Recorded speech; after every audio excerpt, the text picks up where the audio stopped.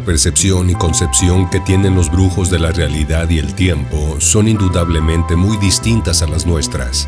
Si bien, a nivel de la cotidianeidad, para ellos es siempre ser impecables. Lo que constituye el mundo son las emanaciones del águila. Los antiguos videntes, a través de las plantas de poder y de cientos de años de experimentos y fracasos, lograron ver la fuerza que es el origen de todo. A esta fuerza le llamaron el águila, porque al vislumbrarla brevemente, le encontraron parecido a un águila blanca y negra de tamaño infinito. Pero ni es un águila, ni se parece a ella. Es solo una forma de humanizar o conceptualizar algo que es imposible de describir. Los antiguos videntes también descubrieron que, debido a nuestra conciencia de ser, creemos que nos rodea un mundo de objetos, pero que en realidad son las emanaciones del águila, fluidas, en movimiento, inalterables, eternas. El águila otorga la conciencia de ser para que la desarrollemos y acrecentemos a través de nuestra vida, pero, al final de ella, nuestra conciencia de ser es devorada o absorbida por el águila que es la fuerza, el infinito, lo total. Para los antiguos videntes, la razón de la existencia de los seres humanos, entre otros seres vivos, es desarrollar y acrecentar la conciencia de ser, y esta energía que produce la conciencia de ser es requerida por el águila.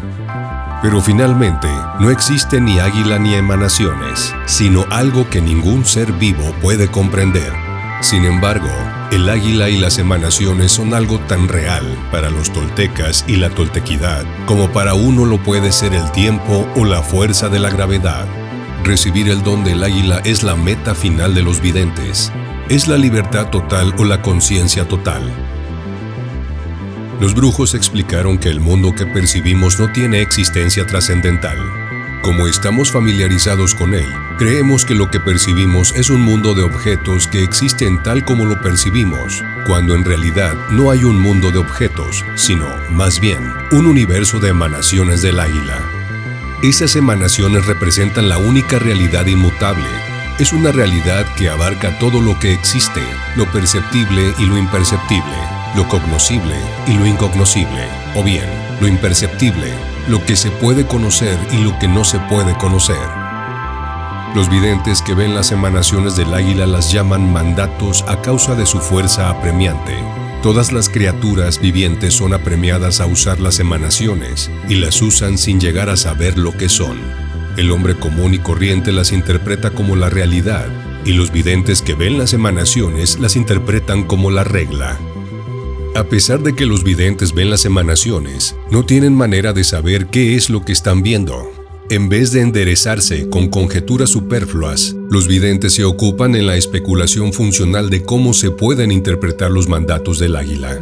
Intuir una realidad que trasciende el mundo que percibimos se queda en el nivel de las conjeturas. No le basta a un guerrero conjeturar que los mandatos del águila son percibidos instantáneamente por todas las criaturas que viven en la tierra y que ninguna de ellas los perciben de la misma manera. Los guerreros deben tratar de presenciar el flujo de emanaciones y ver la manera como el hombre y otros seres vivientes lo usan para construir su mundo perceptible.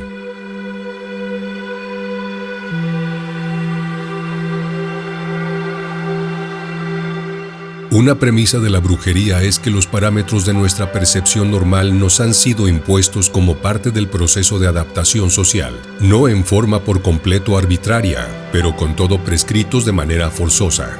Uno de los aspectos de dichos parámetros obligatorios es el sistema de interpretación que convierte los datos sensoriales en unidades significativas, las cuales convierten al orden social en una estructura de interpretación.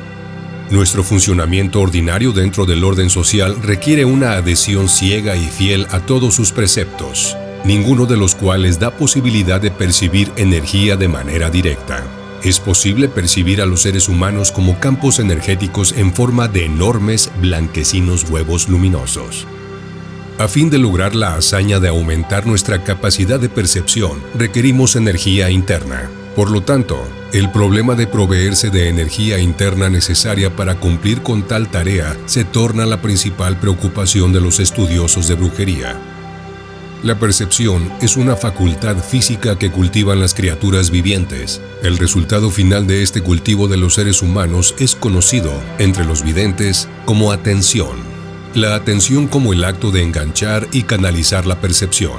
Ese acto es nuestra hazaña más singular, que cubre toda la gama de alternativas y posibilidades humanas. Los brujos establecieron una distinción precisa entre alternativas y posibilidades. Alternativas humanas son las que estamos capacitados para escoger como personas que funcionan dentro del medio social. Nuestro panorama de este dominio es muy limitado. Posibilidades humanas resultan ser aquellas que estamos capacitados para lograr como seres luminosos. Los videntes describen un esquema clasificatorio de 3 tipos de atención, enfatizando que llamar los tipos es erróneo. De hecho, se trata de 3 niveles de conocimiento: la primera, la segunda y la tercera atención.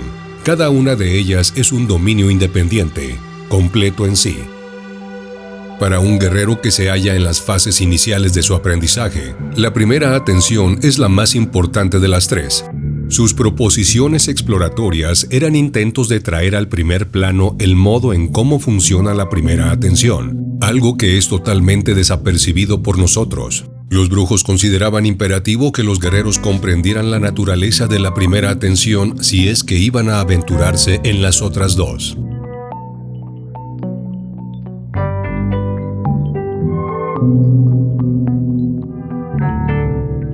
La burbuja de la percepción está en el tonal, y es allí donde se estructuran todos nuestros sentimientos, donde está nuestra organización unificada de los millones de átomos que tienen la voluntad de conformar nuestra unidad.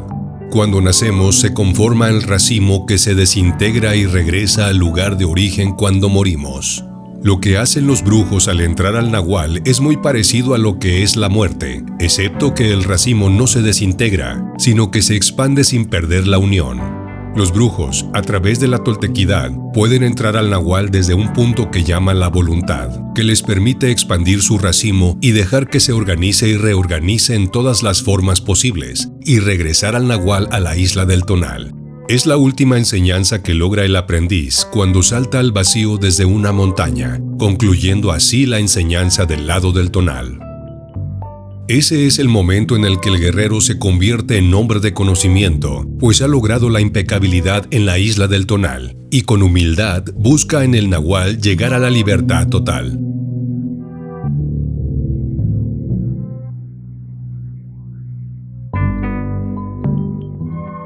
El brujo es un hombre libre. Él busca la libertad, su espíritu la busca. El vidente está libre de ese prejuicio básico, el prejuicio perceptivo que no nos deja ver la realidad. El mundo es tal como parece y sin embargo no lo es. No es tan sólido y real como nuestra percepción nos ha llevado a creer, pero tampoco es un espejismo. Nosotros percibimos, pero lo que percibimos no es un hecho del mismo tipo, porque aprendemos a percibir. La afirmación de que la realidad es en el sujeto absoluto no es verdadera ni falsa, sino que está vacía. No tiene el menor sentido, porque también podríamos afirmar exactamente lo contrario, que la realidad es el objeto absoluto. Lo mismo sucedía en Oriente. La realidad es Atman, contra la realidad es Anatman, hasta que Nagarjuna desmanteló esa forma de pensar de la misma manera que lo haría Kant en Occidente. Para Prigogine, la realidad es multidimensional y las leyes de cada nivel de realidad son distintas de las leyes de los otros niveles. La realidad es una desde luego, pero comprende diferentes divisiones, reinos o modos de ser. Aquellos que conocen esto y viven conscientes de lo mismo encuentran la felicidad, la bondad y la verdad, cualquiera que sean sus circunstancias, porque su orientación es siempre hacia arriba, hacia una realidad más elevada. Aquellos que viven ignorantes de esto se revuelcan en un pantano de confusión y de apetitos corpóreos, cegados por la realidad finita, inferior y sombría. El chamán cree que esta vida es maya, un sueño, una ilusión, y que la realidad es el otro mundo, el mundo de luz espiritual. El chamanismo esencial dice que somos espíritus, que nuestros espíritus han tomado forma en nuestros cuerpos y que hemos bajado desde nuestro hogar en los cielos a este mundo para aprender en diferentes vidas y existencias. La realidad es un misterio, lo ha sido siempre y lo más probable es que lo siga siendo. Un paradigma sirve para relacionarse con ese misterio de forma que sea más o menos predecible.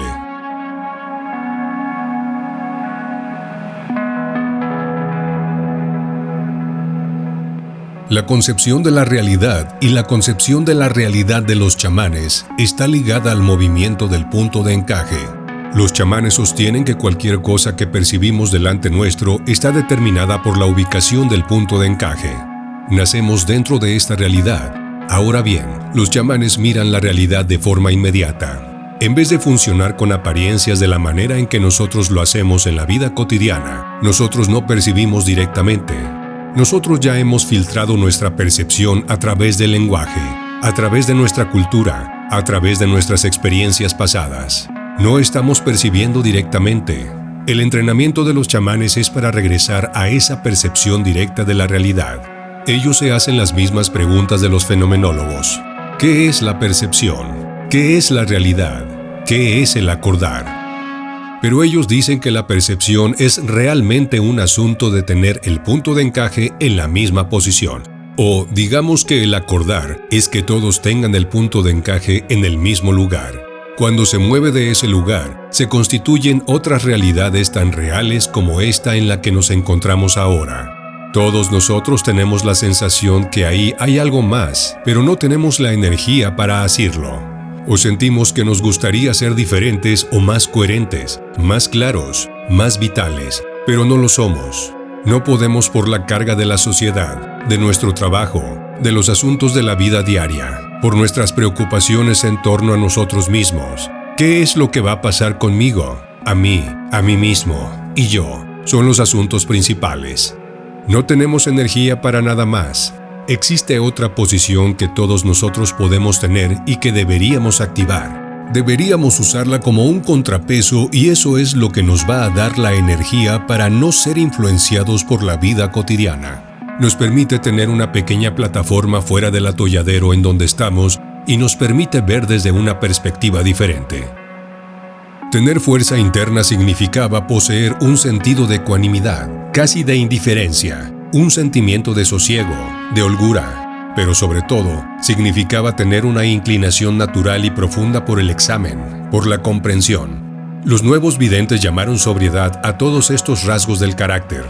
La convicción que tienen los nuevos videntes es que una vida de impecabilidad lleva de por sí inevitablemente a un sentido de sobriedad y eso a su vez hace moverse al punto de encaje.